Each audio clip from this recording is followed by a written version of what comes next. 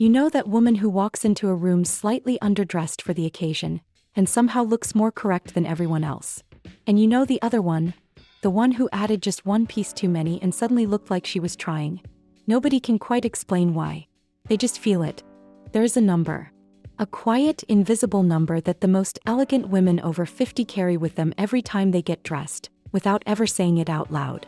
It has nothing to do with money spent and everything to do with pieces counted. Go below it and you look careless. Go above it and you look like you are performing wealth instead of living it. Somewhere between those two edges sits the single piece that makes an outfit unmistakably hers. Today I am going to show you exactly where that number sits and the 3 codes that live inside it. Picture 2 women arriving at the same dinner. The first is wearing a black dress. That is it. No jacket, no scarf, no statement piece. Just the dress, her skin, her hands. She reads as underdressed, almost apologetic, like she forgot to finish getting ready. The second woman is wearing the same black dress and over it a camel coat left open at the shoulders. That is the entire difference. One piece. And suddenly she is the one people remember from that dinner. This is the first code. The 2-piece minimum. An outfit built from a single piece, one dress, one jumpsuit, one matching set worn exactly as sold, almost always reads as incomplete, no matter how expensive the piece actually was. The eye is looking for structure, for evidence that a decision was made. A single piece offers no decision. It offers default. The secret sits in 3 details. First, the second piece must contrast in function, not just color. A coat over a dress, a blazer over a slip skirt, a scarf over a sweater. Something with a different job than the base piece. Second, it should be worn with visible intention, open, draped, slightly off the shoulder, not buttoned up like a uniform. Third, it needs weight. A thin cardigan does not count. Think structured coat, substantial blazer, a scarf with real body to it, something that holds its own shape when you move. Here is how it plays out in practice. A simple ivory slip dress, worn alone, reads like loungewear that wandered into a restaurant. The same dress with a black blazer draped over the shoulders, sleeves untouched, reads like a woman who dresses herself for a living. Nothing else changed. The dress did not get more expensive. She did. And the result is not just visual, it is social. People stop reading her as someone who is dressed and start reading her as someone who decided to get dressed. That distinction changes how a room treats you before you say a single word. This shows up just as clearly outside of evening wear. A woman in a plain gray sweater and trousers running errands looks tired before she has said a word. The same woman, same errands, same gray sweater and trousers, but with a scarf knotted at the neck. She looks like a woman who happened to be running errands, not a woman defined by them. The garments barely changed. The reading of her changed completely.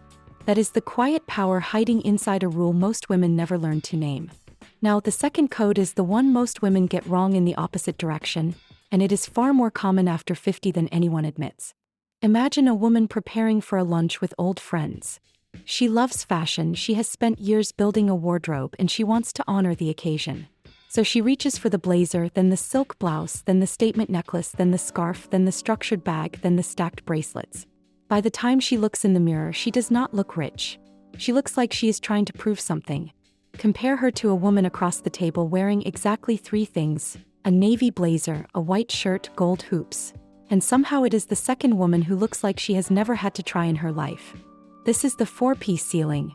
Above 4 visible statement elements in a single outfit, and I mean elements that ask to be noticed, not basics like shoes or a bag used purely for function. The look stops reading as elegant and starts reading as anxious. Old money dressing is defined as much by what is left off as by what is put on. Restraint is the actual luxury. Anyone can add. Almost no one can stop. The 3 details behind this code matter. First, count only what draws the eye. A printed scarf counts. A plain leather belt does not. Second, when in doubt, remove the newest piece in the outfit, not the oldest. New things want to be seen. That is exactly the impulse to resist. Third, let one piece do the talking and make everything else quiet on purpose. A single gold cuff paired with a plain shirt says more than 5 smaller pieces stacked together ever could.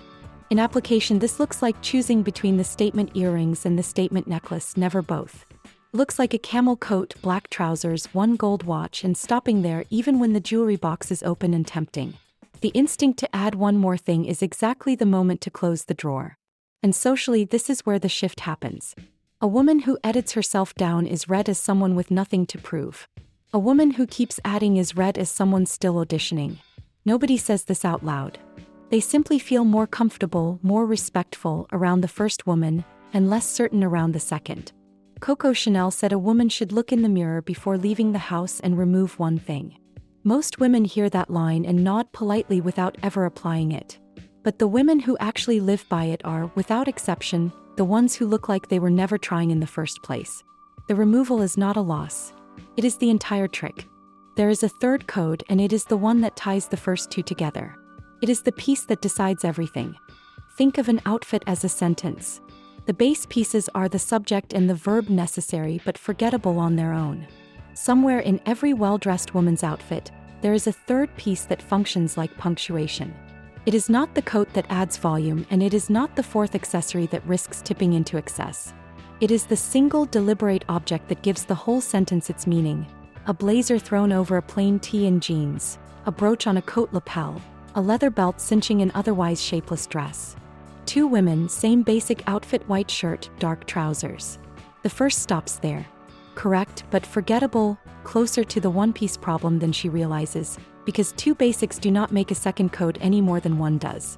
The second adds a single tortoiseshell belt at the natural waist. That is her third piece. Suddenly there is a waist, a shape, a decision. People do not comment on the belt. They comment on how put together she looks without being able to say why. The three details of the pivot piece are precise.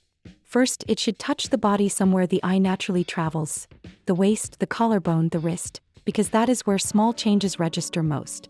Second, it should differ in texture from everything around it, so it reads as chosen rather than matched, leather against silk, gold against wool, structure against drape. Third, it should be the last thing you put on, never the first, because it is meant to finish a decision, not start one. In practice, this could be as simple as a cognac leather belt over an oatmeal linen dress, or a single structured blazer draped, not worn, over a plain black jumpsuit. The base does the covering. The pivot piece does the deciding. And what changes socially is subtle but real. People stop describing the outfit and start describing the woman, put together, intentional, someone who clearly knows exactly who she is. That is the entire difference between a woman wearing clothes and a woman making a decision every morning. Think about how differently a plain trench coat behaves on two different women.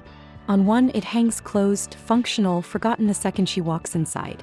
On the other, it stays open, belted loosely at the waist, worn like a third piece rather than outerwear, and somehow it becomes the entire outfit's spine. Same coat, same trench. The only difference is that one woman understood it was her pivot piece, and the other never noticed she was holding one. Grace Kelly understood this instinctively. A simple sheath dress was never simple once a single strand of pearls sat against her collarbone. The row built an entire design philosophy around this same restraint, minimal pieces, one deliberate detail, nothing shouting for attention. It is not about spending more. It is about deciding more carefully. At 50, you already have the wardrobe. You have spent decades collecting pieces, learning what flatters you, understanding your own body better than any 25-year-old ever could. What you may not have had, until now, is the language for why some combinations work and others quietly do not. That is not a flaw in your taste. It was simply never named for you before. There is a particular kind of confidence that only comes with age. The confidence to stop chasing more and start choosing less, more deliberately. Younger women often dress to be seen. Women who have lived a little dress to be understood. The three codes you just learned are not rules imposed from outside. They are simply a description of what instinct already does in the most elegant women you have ever admired, put into words for the first time. Elegance was never about owning more. It was always about deciding with more precision, knowing exactly where the floor is, exactly where the ceiling is, and exactly which single piece belongs in between. You have earned the right to dress with that kind of certainty. So look at your own closet differently now. Which of these three codes do you break most often? Going out with too little, adding too much, or forgetting the one piece that would pull it all together? Tell me in the comments which one surprised you the most. And if this changed the way you will get dressed tomorrow morning, subscribe for weekly style codes made specifically for women like you.